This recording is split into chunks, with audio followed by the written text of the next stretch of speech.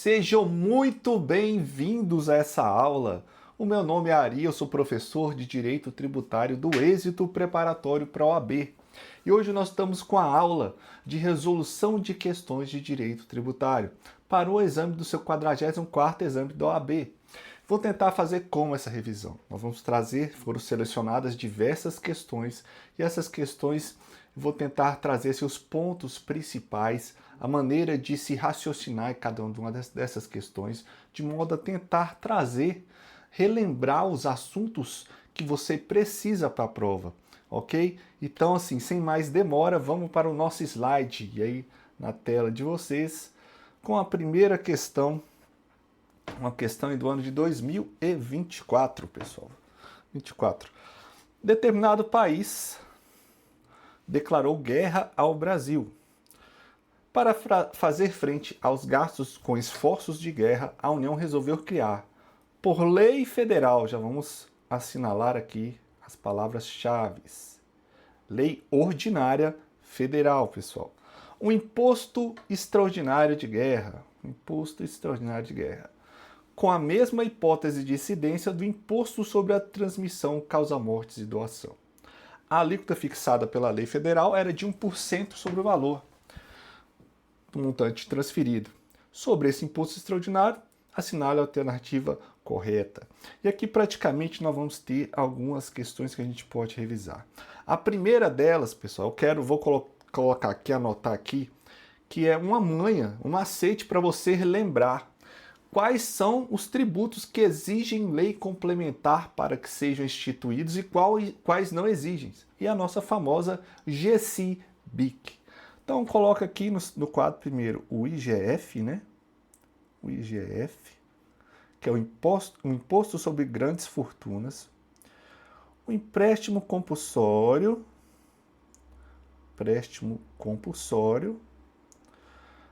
contribuições residuais, pouco espaço aqui, mas vamos tentar. E os impostos residuais. Então, eu vou assinalar aqui para vocês conhecerem a GESI. A GESI está aqui, ó. Ok? GESI. Contribuições e impostos residuais. Ok? Imposto está tão baixo aqui. Residuais. E a BIC? A BIC é aquela canetinha BIC, que todos conhecem, né? É o IBS, novo tributo da reforma tributária, né? Imposto sobre bens e serviços, imposto seletivo, também da reforma tributária. E a CBS, que é a irmã gêmea do IBS, contribuições sobre bens e serviços. Então temos aqui a GCBIC. Toda vez que você ler na sua prova, igual tá aqui, ó, Lei Ordinária Federal, Lei Ordinária Federal, igual tá aqui, já abre no seu radar a seguinte questão, abre a GCBIC. Por quê? Porque se a questão está falando que é uma lei ordinária, ela vai tentar te questionar se era cabível a lei ordinária, no caso, ou a lei complementar. E aqui, no slide aqui, ó, está os casos em que os tributos que exigem lei complementar. GSI, BIC. Perfeito? E temos aqui também outro ponto aqui, que é o seguinte, pessoal. Via de regra, no nosso ordenamento jurídico, é vedada a bitributação. A bitributação significa que dois entes tributantes diferentes não podem instituir o mesmo tributo, o mesmo imposto sobre o mesmo fato gerador. Então, o ICMS é de competência dos estados, a União não pode instituir um outro ICMS, é só dos estados. O ISS é só dos municípios, só os municípios podem instituir o ISS. Agora, o Distrito Federal, ele acumula a competência estadual e municipal, beleza? Agora, se essa é a regra, existem as exceções, né? E uma das exceções é o imposto extraordinário de guerra. O imposto extraordinário de guerra, que está no artigo 154 da Constituição, é uma exceção à bitributação, o que significa que a União pode instituir imposto extraordinário de guerra como se fosse o ICMS sobre o mesmo fato gerador. Podemos ter, então, o ICMS extraordinário de guerra. o ISS extraordinário de guerra, o IPTU extraordinário de guerra, todos da União Federal. E como está no caso aqui, que temos um ITCMD de guerra, né? Imposto de incidência do imposto de transmissão e causa-mortes de guerra. Como que funciona o imposto extraordinário de guerra? A guerra externa ou a iminência de guerra externa é a causa, é o fundamento desse imposto, ok? Não é o fato gerador, é a causa, o fundamento. Somente quando há uma guerra externa, sua iminência, é que se pode criar um imposto extraordinário de guerra, ok? E cessada essa guerra, a Constituição determina que esse imposto deve desaparecer também. Perfeito? Então vamos responder agora a questão que está aí no slide sobre esse caso. O primeiro ponto aí, letra A, não pode ser criado, pois viola a competência tributária dos estados e Distrito Federal. Não, pode ser criado sim. Por quê? Porque o imposto extraordinário de guerra é uma vedação a essa bitributação. Como apresenta hipótese de incidência idêntica ao imposto estadual, somente pode ser criado por lei complementar. Não, pessoal, por quê? Porque o IGF, acho que está muito... O IGF, pessoal, ele não está lá na GCBIC, lembra? Então, a gente põe a GCBIC aqui, ó. BIC. O imposto extraordinário não está... extraordinário de guerra não está nela. Então, se não está nela, ele pode ser criado por lei ordinária. Portanto, essa assertiva C está errada. Assertiva C. Configura hipótese de bitributação ilegal. Está errada, né, pessoal? Então, só resta a letra D. É válido, mas deve ser suprimido gradativamente, cessadas as causas de sua criação. Perfeita essa assertiva, ok? Vamos para a próxima. Uma questão do ano de 2022, na sua tela aí. Questão do ano 2022.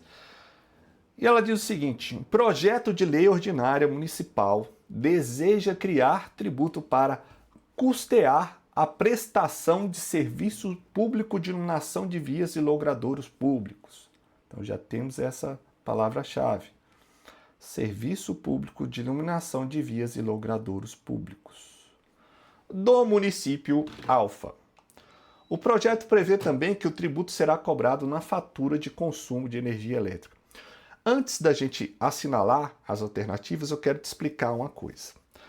E é o seguinte: quando a gente fala de serviços de iluminação pública, a gente tem que lembrar da contribuição de iluminação pública e da novela que ela se envolveu, ok?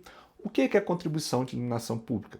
Contribuição de iluminação pública é um tributo que foi inserido na Constituição Federal quando o STF declarou inconstitucionais as taxas de iluminação pública, inclusive um entendimento sumulado pelaquela corte. Por que a taxa de iluminação pública foi considerada inconstitucional? Porque as taxas só podem ser instituídas em razão de serviços públicos que sejam específicos e divisíveis. Ou seja, serviço público específico e divisível significa que deve ser prestado individualmente, uma pessoa individualizada, ok? Então pense, por exemplo, o poste de iluminação público na frente da sua casa. Quem que é o destinatário desse serviço? É você que mora na frente? É o sujeito que passa ali à noite fazendo uma corrida na avenida? É um turista que está passando na cidade, né, só naquele dia? Então, assim, é inespecífico, é indivisível, acaba sendo um serviço prestado em prol de toda a coletividade. E por ser assim, não se admite taxa, ok? Então, por não se admitir taxa, foi criada a contribuição de iluminação pública, que depois foi ampliada pela reforma tributária. A reforma tributária da Emenda Constitucional 132 de 2023, ela alargou a competência dessa contribuição, que antes era para o custeio de iluminação pública, e agora é para o custeio de iluminação pública, a melhoria e a expansão da iluminação pública, mas não só da iluminação pública, mas também de serviços de monitoramento de logradouros públicos, ou seja, aquelas câmerazinhas que a prefeitura põe na cidade para ver, pegar o pessoal fazendo mal feito, ok? Ela agora também pode ser custeada, esse serviço, pela contribuição, que agora é de iluminação pública e de serviços de monitoramento de logradouros públicos. E pode ser cobrada na fatura de energia elétrica, conforme prevê o artigo 149-A da Constituição. Perfeito? Então, para as assertivas aqui, a primeira assertiva, letra A. Nesse cenário, o tributo a ser criado poderá ser a taxa de iluminação pública? Não, porque a taxa é incondicional, porque o serviço não é específico e divisível. B. A contribuição de iluminação pública e a sua arrecadação pode ser feita na fatura de consumo de energia elétrica. Perfeito, pessoal. Aqui está no artigo 149-A da sua Constituição. Dá um pause aqui no vídeo e dá uma conferida no texto da Constituição desse dispositivo. Letra C. A taxa de iluminação pública não, condicional, a taxa não pode ser. Contribuição de iluminação pública, mas a sua arrecadação não pode ser feita na fatura, errado, está lá no parágrafo único do artigo 149-A. Ok? É isso. Próxima questão, pessoal, de 2021. A panificadora Pães Fofos LTDA, tendo como sócio administrador o José, alienou seu fundo de comércio. Então já tem uma palavra-chave aqui. Alienou seu fundo de comércio. Por quê? Porque a alienação do fundo de comércio, que é a mesma coisa de alienação de estabelecimento, é uma hipótese de responsabilidade tributária que a gente estuda no nosso curso. Responsabilidade tributária é um evento que, quando a obrigação nasce em face do contribuinte, um evento posterior a transfere para uma pessoa diferente. Então, nesse caso, tem um empresário que tem seu estabelecimento, ele pratica fatos geradores ali, vende mercadoria, aquele estabelecimento vende mercadorias, então gera uma obrigação tributária. Mas quando ele aliena esse estabelecimento, o adquirente pode ser responsável tributário pelos tributos desse estabelecimento. Ok? Perfeito. Está ali entre o artigo 131 e 135, as hipóteses de responsabilidade tributária do CTN, ok? Perfeito. Então, continuando aqui. Deixando de atuar comercialmente. Então, assim, deixando de atuar comercialmente. Perfeito. Contudo, 9 meses após a alienação, a panificadora que vendeu alugou um novo ponto comercial e retomou as atividades, que era a mesma atividade anterior do estabelecimento, que é a de panificação. Assinale a alternativa correta. Porque o que é importante aqui, pessoal? Nessa hipótese de responsabilidade tributária do fundo de comércio, se o alienante cessa de exercer as atividades, o adquirente responde integralmente. Mas se ele volta a exercer a atividade no prazo de 6 meses, a responsabilidade do adquirente ela é subsidiária, ok? Ok, então 6 meses. Vamos lá. Correta. A panificadora Flor Lisboa LTDA responde integralmente pelos tributos relativos ao fundo adquirido devido até a data do ato de aquisição. Sim, responde porque ela parou de exercer e só voltou depois de 9 meses. Então essa é a questão correta. Letra B. Ambas as panificadoras respondem solidariamente pelos tributos relativos ao fundo adquirido. Não. Responsabilidade subsidiária. A panificadora Pães Fofos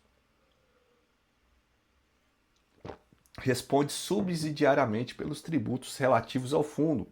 Não é subsidiariamente porque aquela que vendeu teria que retornar à atividade dentro de 6 meses, ok? E como no caso aqui foi 9 meses, não é responsabilidade subsidiária, mas integral. A panificadora Pães Fofos e seu sócio respondem subsidiariamente pelos tributos relativos ao fundo adquirido devidos até a data da aquisição. Então aqui entra a questão da responsabilidade dos sócios, pessoal. O sócio de uma pessoa jurídica, ele responde pelos débitos tributários dela? Não, pessoal, não responde. Súmula 430 do STJ. Mas nunca respondem? Também nunca não. Via de regra, os sócios não respondem pelos débitos tributários da pessoa jurídica. E quando eles vão responder? Nos termos do artigo 135 do CTN, quando o sócio administrador atuar com infração à lei, ao contrato social, aos estatutos ou excesso de poderes, ele responde pessoalmente pelos tributos, ok?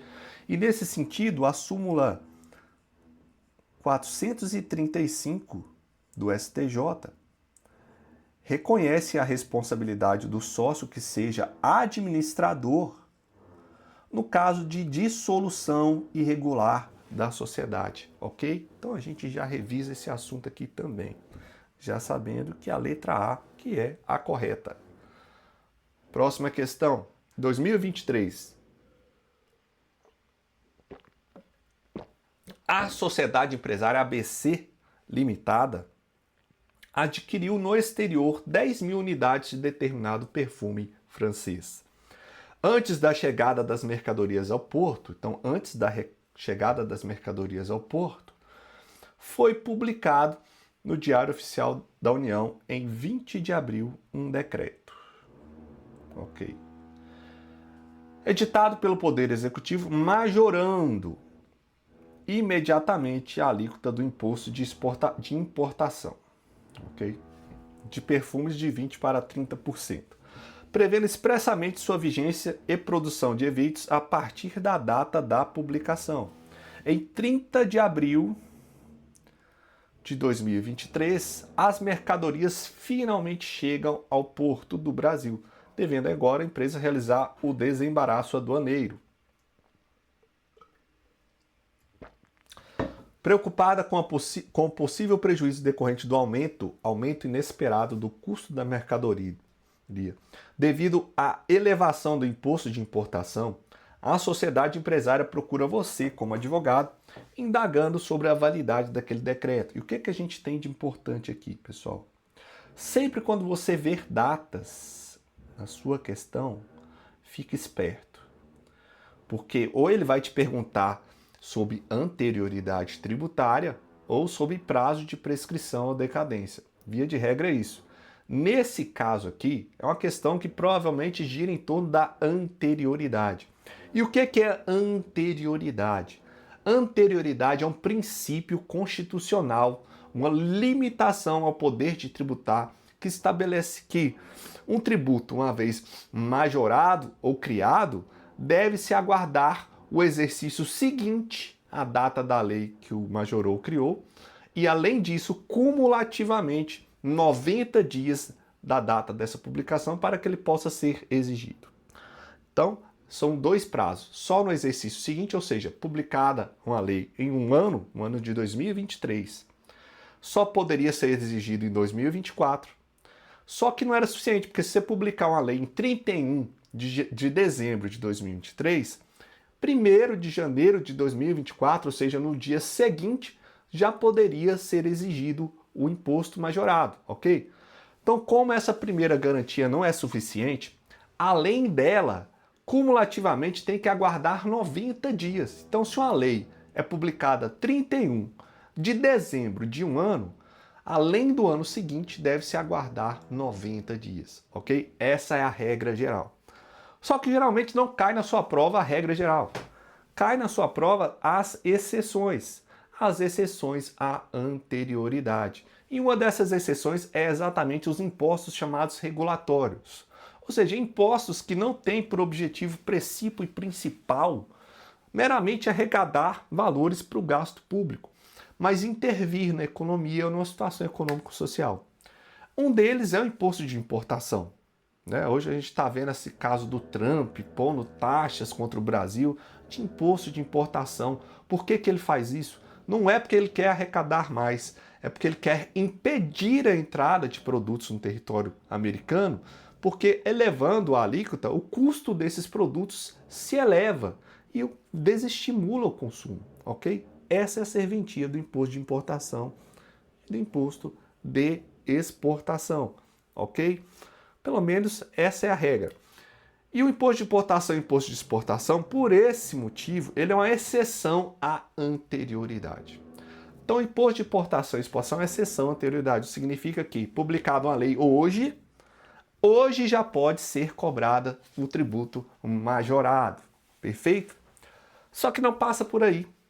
Além das exceções à anterioridade, o seu examinador adora pedir as exceções ao princípio da legalidade. A Constituição estabelece, nas limitações ao poder de tributar, que somente a lei pode criar um tributo. Segundo o artigo 3º do CTN, tributo é toda prestação pecuniária compulsória, em moeda, ou cujo valor nela se possa exprimir, instituída em quê? Em lei, instituída em lei e cobrada mediante atividade administrativa plenamente vinculada. Só lei cria tributo, só lei majora tributo. E que bom se fosse só assim. O que o seu examinador cobra são as exceções. E uma dessas exceções é exatamente o que? As alíquotas do imposto de importação, do imposto de exportação, as alíquotas do IPI, as alíquotas do IOF, beleza? Fique atento a isso. Então, uma das exceções é o imposto de importação. Por isso, voltando aqui, pessoal, publicada através de um decreto, não tem problema. Tá ok. Por que ok? Porque é uma exceção à legalidade, essa alíquota. E publicado nessa data também tá ok, pode se exigir nessa data, porque é uma exceção à anterioridade. O seu examinador não para por aqui. Por quê? Porque no imposto de importação ele traz um aspecto sobre os impostos em espécie.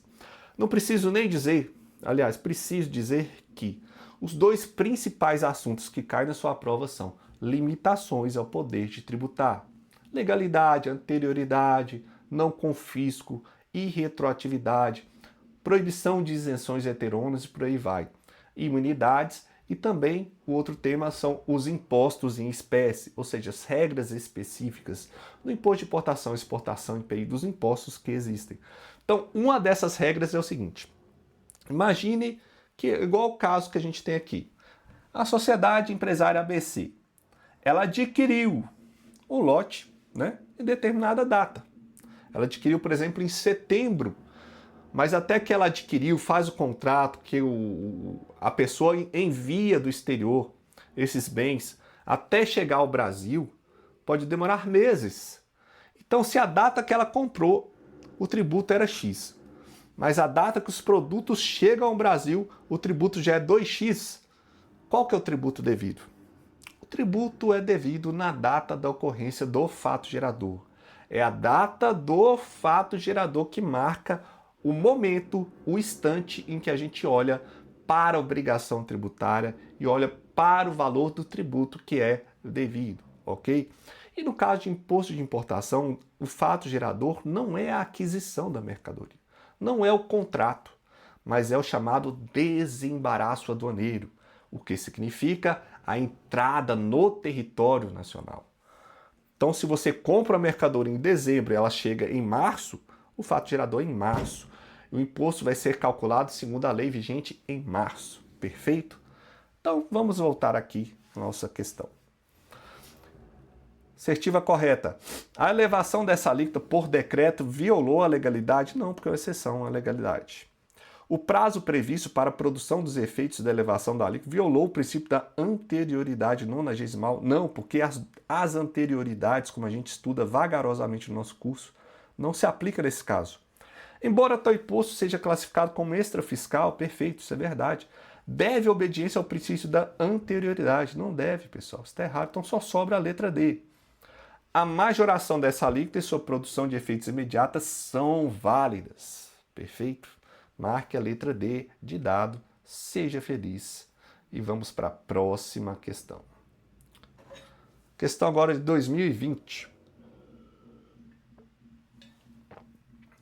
Uma lei ordinária federal. Então, viu na sua prova uma lei ordinária, marque, fique atento, ligue o alerta amarela. A lei ordinária. Será que ele vai perguntar da GCBIC ou não?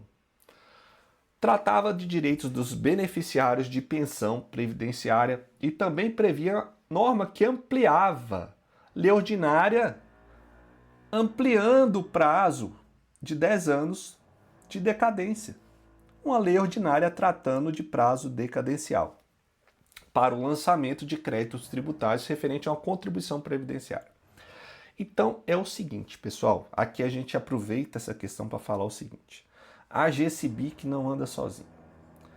A GCBIC, que são os impostos, né? Novamente o IGF, os empréstimos compulsórios, as contribuições residuais, os impostos residuais, IBS,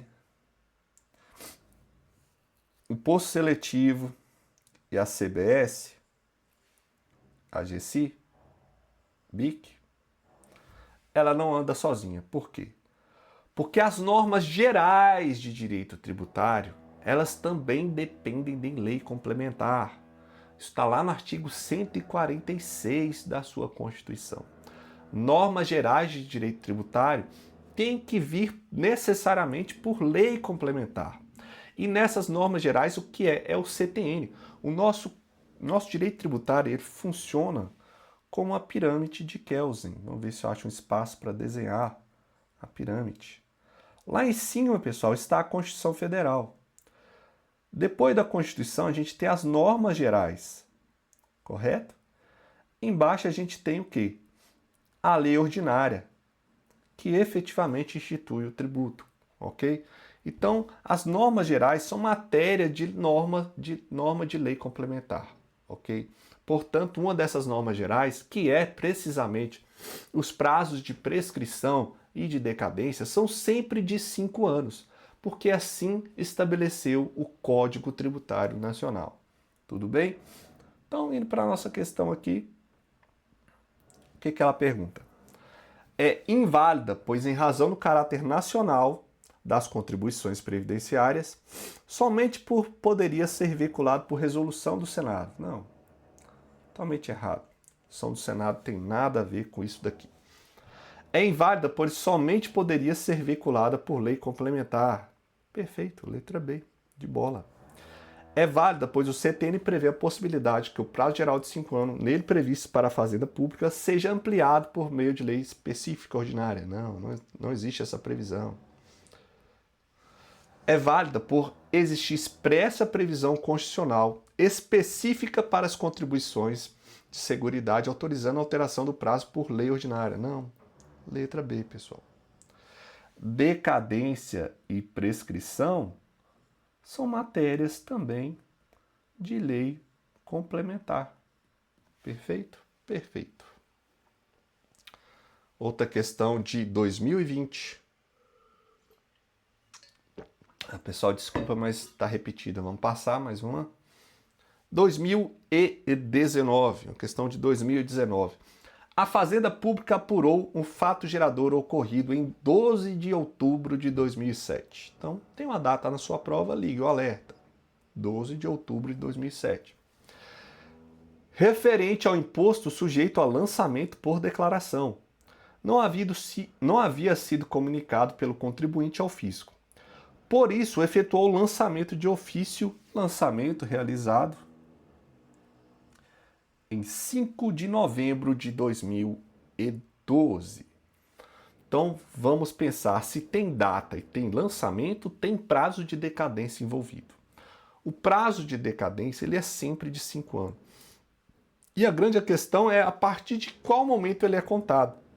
E a regra geral, a gente estuda todas as regras no nosso curso, com uma manha, um macete para você lembrar. Mas a regra geral é o seguinte, o artigo 173, inciso 1º do CTN, é o exercício seguinte à ocorrência do fato gerador. Então, nesse caso aqui, se o fato gerador é de outubro de 2007, precisamente 12 de outubro, o prazo decadencial de 5 anos, ele é sempre de 5 anos, só se inicia dia 1º de janeiro de 2008, correto? E ele vai se encerrar em 31 de dezembro, dali a 5 anos. 2008, 9, 10, 11, 12, 3 de 2012. Aqui vou até colocar de outra cor. De outra cor aqui. Com essa cor aí. O lançamento pode ser realizado até essa data. Então, como a gente olha aqui no gráfico, na questão, o lançamento foi feito antes dessa data. Portanto, não existe decadência aqui. Perfeito? Perfeito, vamos lá. Tendo sido o contribuinte notificado em 9 de novembro de 2012. Não há decadência. Para pagamento em 30 dias. Não sendo a dívida paga, nem tendo o contribuinte impugnado o lançamento, a Fazenda Pública inscreveu em 5 de outubro de 2017 o débito em dívida ativa, tendo ajuizado a execução fiscal em 8 de janeiro de 2012. Então, aqui envolve também um prazo de prescrição, ok? A prescrição ela se inicia a partir do vencimento da obrigação, ou seja, a chamada constituição definitiva do crédito tributário, que é o marco inicial da contagem do prazo de 5 anos de prescrição, ele se dá com o vencimento do tributo, que é 30 dias após a notificação do lançamento, quando o contribuinte não apresenta defesa administrativa, ou quando ele apresenta defesa administrativa, ao final de todos os recursos administrativos, ele tem esse prazo para poder pagar. E aí, não pago esse tributo nesse prazo, há início do prazo de prescrição. E daí a 5 anos, o fisco precisa ajuizar a execução fiscal. Ajuizada a execução fiscal fora desse prazo, o crédito estará prescrito. Então aqui, novamente, a notificação do lançamento foi 9 de novembro de 2012. Então, contado 30 dias, 9 de dezembro, né, de 2012, é a constituição definitiva, ou seja, o início do prazo de 5 anos. Ele vai terminar, então, em 8 de dezembro de 2017. Correto? 5 anos contados. Vou até pôr novamente de outra cor.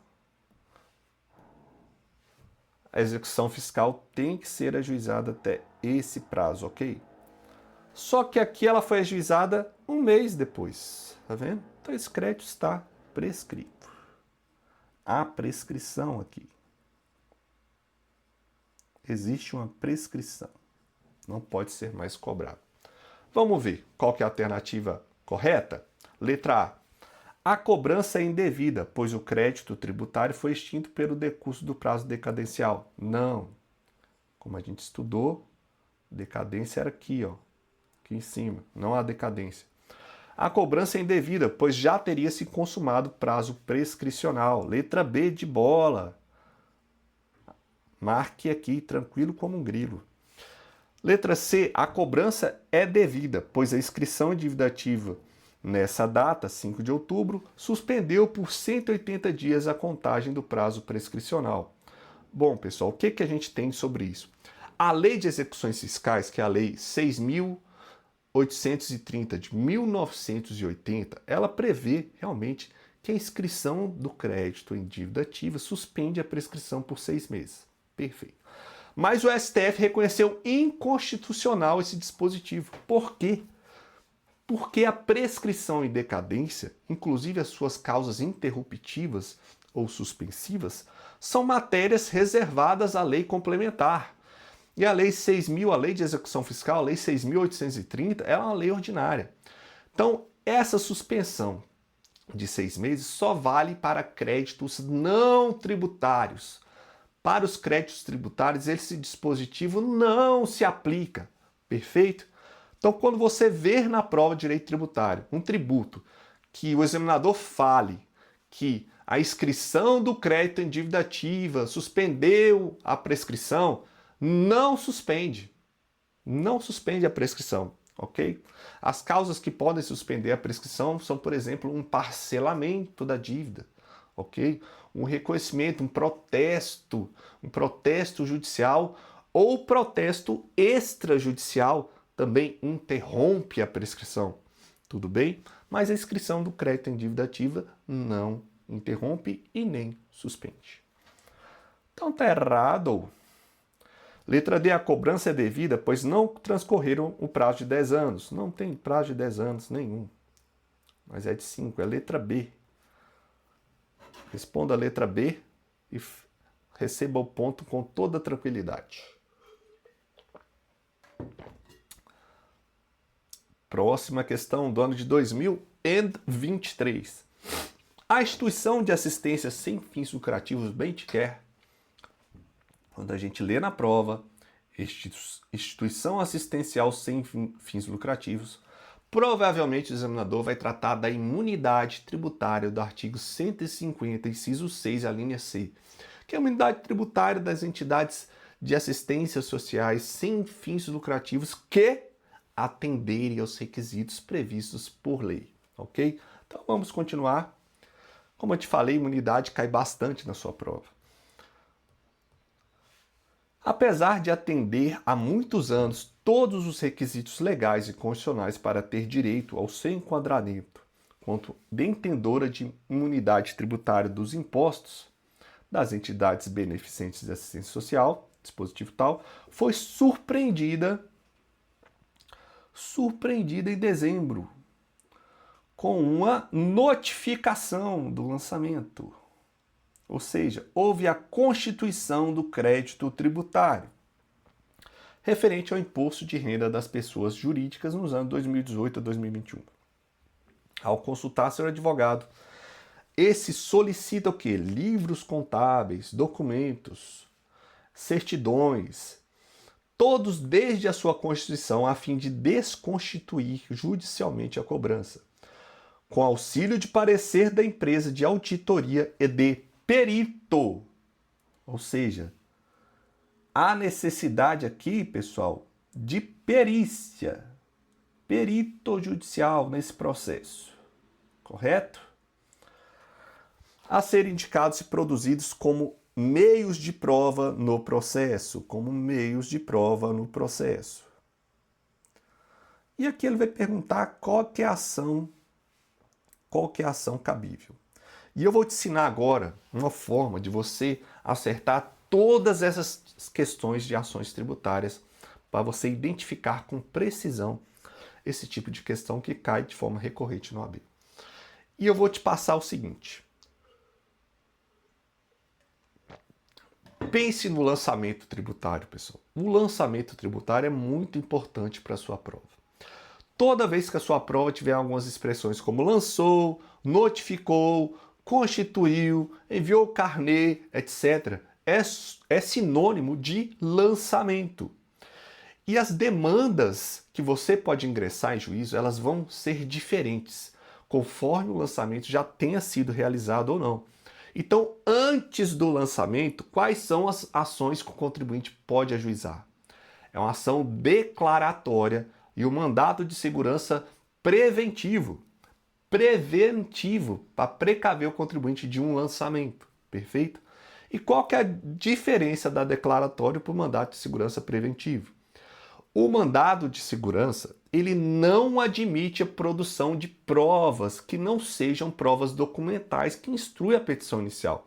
Então, no mandado de segurança não é possível fazer perícia, não é possível fazer inspeção judicial, não é possível fazer depoimento testemunhal ou do próprio autor, do réu, etc. Não é cabível, é só prova documental que segue a petição inicial, correto?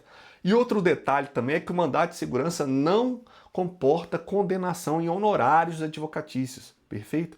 Então lembre-se, ação declaratória antes do lançamento e é possível todos os meios de prova, inclusive perícia e testemunha.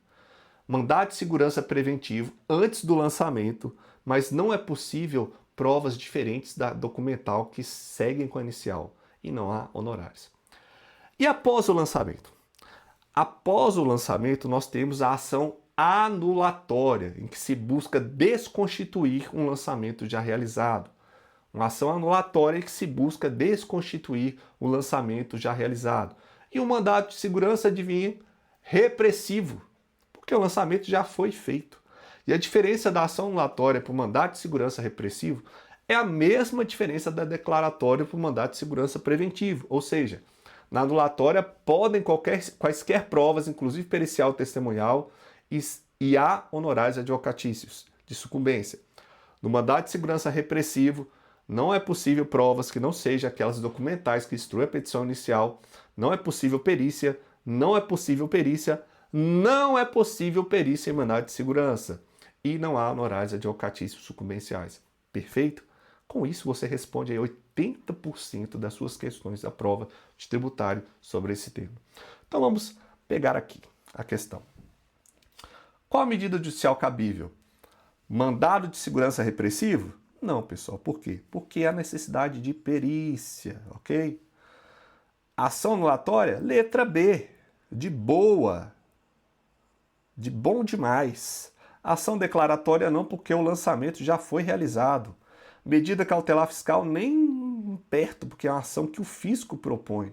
Então a letra B, tranquilo como um grilo, e você nunca mais vai errar esse tipo de questão na sua prova. O direito tributário está na sua prova ali, das questões 25 a 29, são 5 questões, e o objetivo nosso é te entregar todas as questões que vão ser cobradas na sua prova. Então fique ligado, se inscreva nas nossas redes sociais, no nosso Instagram, siga o nosso Instagram, entre para o nosso grupo de WhatsApp, que lá a gente compartilha materiais, dicas de estudos, vídeos e etc. Então entre no nosso grupo também, o link está na bio do nosso Instagram. E a próxima questão, de 2024. O município Alfa pretende celebrar convênio com a União para fiscalizar e arrecadar diretamente o ITR. Já vamos marcar o tributo que ele vai questionar a gente, o ITR. Dos imóveis rurais situados em seu território. Sobre o ITR, o que a gente tem para falar? Primeiro, a diferença entre competência tributária e capacidade tributária ativa. São duas coisas que não têm uma nada a ver com a outra. A competência tributária, pessoal, ela tem natureza legislativa, ou seja, é uma autorização constitucional que a Constituição confere à União, Estados, DF, município para, por meio de lei, competência legislativa, lembra? Por meio de lei, editar uma lei para criar, majorar, modificar ou extinguir um tributo. Isso é competência tributária. A competência tributária, ela é indelegável. Ela é indelegável. A competência tributária, ela é indelegável. Falei 3 vezes para vocês lembrarem bem na hora da sua prova. Não tem exceções aqui. Competência indelegável. Por quê? Porque a União não pode atribuir ao Estado ou ao município a possibilidade de editar uma lei sobre o ITR. O ITR é de competência da União e só a União pode editar uma lei sobre o ITR. Perfeito. Agora, a capacidade tributária ativa não envolve um aspecto legislativo de lei. Ela envolve o quê? Envolve a capacidade de ser credor, de receber os valores. Então, essa é delegável a outra pessoa jurídica de direito público, conforme o CTN. A competência é indelegável, mas a capacidade tributária ativa é delegável a outra pessoa jurídica de direito público. E no caso do ITR, a própria Constituição estabelece que o município pode celebrar convênio com a União, em razão do qual o município passa a arrecadar os valores desse tributo, desse imposto, ITR. A própria Constituição prevê. Nesse caso, há uma delegação da capacidade tributária ativa. O município vai ser o credor que vai ficar com os valores, mas a competência permanece com a dona União. Perfeito? Quando é a União que arrecada o ITR, quando não há convênio, ela tem que repartir com o município 50% do valor do imposto. Agora, quando ela delega para o município fica com 100% do valor desse imposto. Perfeito? É isso que tem de mais quente para cair na sua prova sobre ITR. Vamos ver o que tem nessa questão. Letra A. Tal convênio, caso firmado, configura um exemplo de transferência de competência. Não, competência é sempre indelegável, transferência de capacidade tributária ativa. Letra B. Caso firme tal convênio, o município alfa terá direito de ficar com 100% do ITR arrecadado referente aos imóveis rurais situados em seu território. Perfeito. Letra B, pessoal. Letra C. Tal convênio é legalmente vedado por configurar delegação da capacidade tributária ativa. Efetivamente, é uma hipótese de delegação de capacidade tributária ativa, mas é permitido, inclusive expressamente pela Constituição. Letra D. O município alfa pode receber a delegação para arrecadar o tributo, mas a sua fiscalização é privativa de agentes da administração pública federal. Não. Letra B. Tranquilo como um grilo, não é, pessoal? Outra questão agora desse ano de 2025, pessoal. A prova desse ano da OAB. Para a gente sentir para onde está caminhando a banca da FGV nesse exame. Visando a melhoria do serviço de iluminação pública, já expliquei para vocês, serviços de iluminação pública não pode ser remunerado por taxa, por inespecífico e não é divisível, só por contribuição de iluminação pública. E da segurança do município alfa. Foi publicada uma lei municipal em 20 de fevereiro de 2024, instituindo uma contribuição. Perfeito? Pode ser instituída uma contribuição. Perfeito. Cuja arrecadação estaria vinculada ao custeio, expansão e à melhoria do serviço de iluminação pública, pode perfeitamente ser feita, e de sistemas de monitoramento para a segurança e preservação de logradouros públicos. Veja que essa questão é recorrente na sua prova. Leia o artigo 149A da Constituição. Leia antes da sua prova. Você afasta o risco de você não estar sabendo uma questão dessa.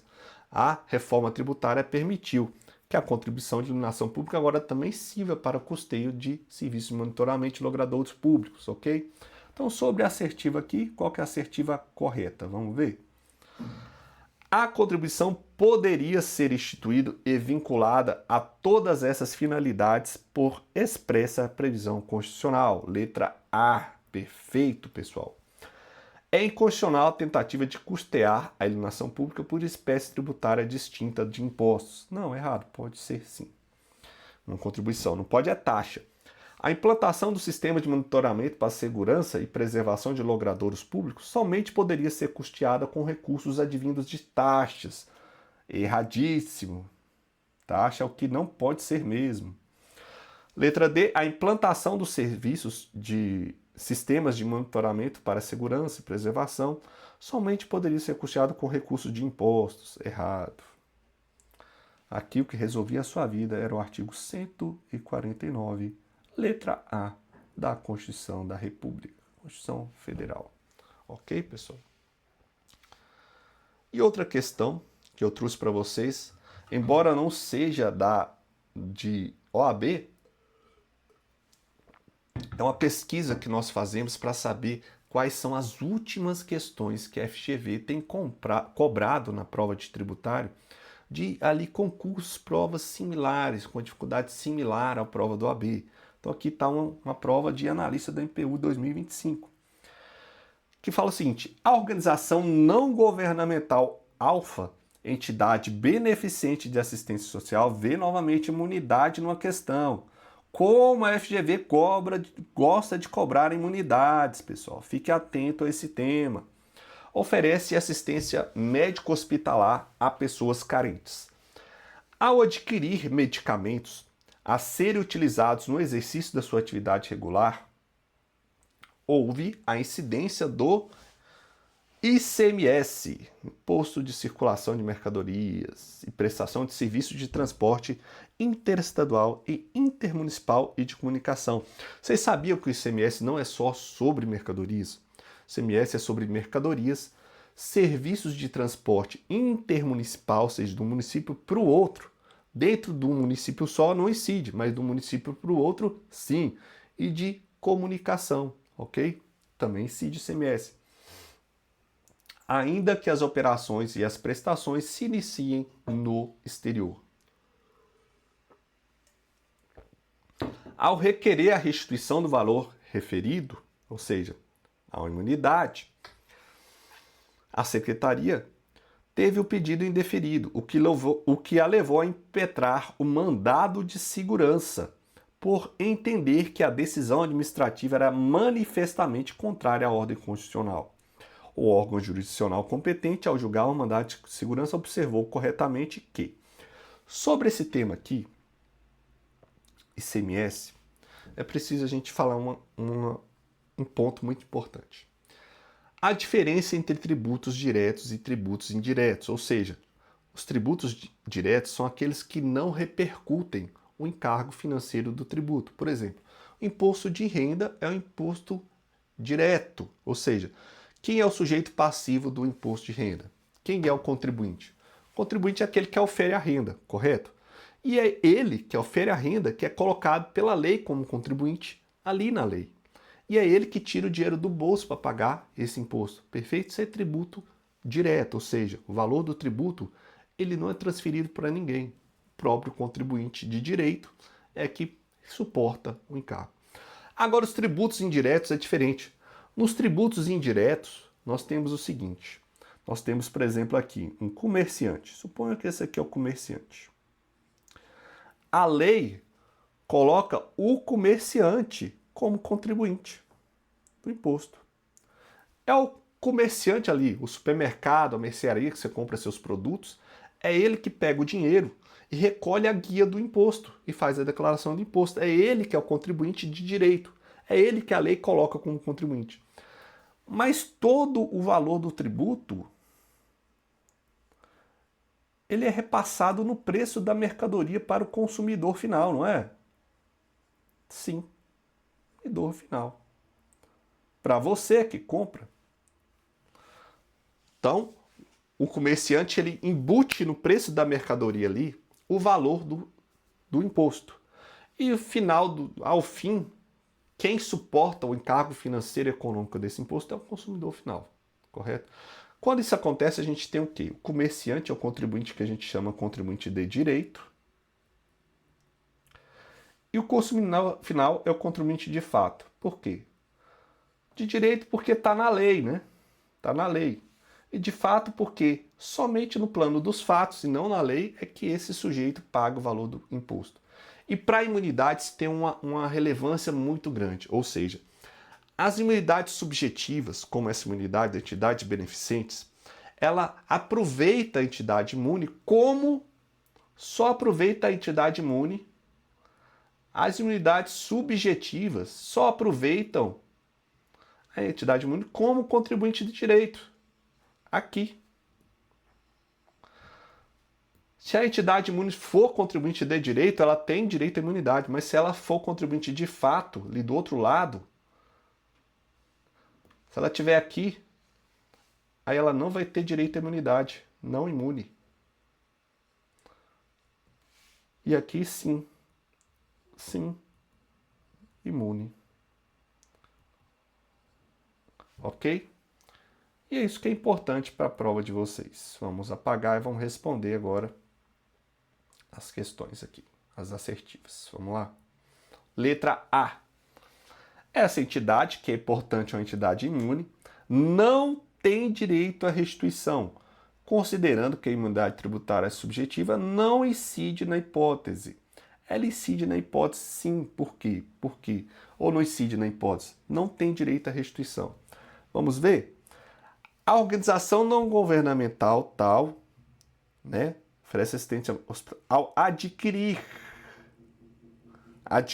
o medicamento, houve a incidência do imposto. Ou seja, se ela está adquirindo, ela é contribuinte de fato. Então, portanto, não há imunidade tributária. Então, letra A, não tem direito à restituição, considerando que a imunidade tributária subjetiva não incide na hipótese. Perfeito, letra A, pessoal. Tá vendo?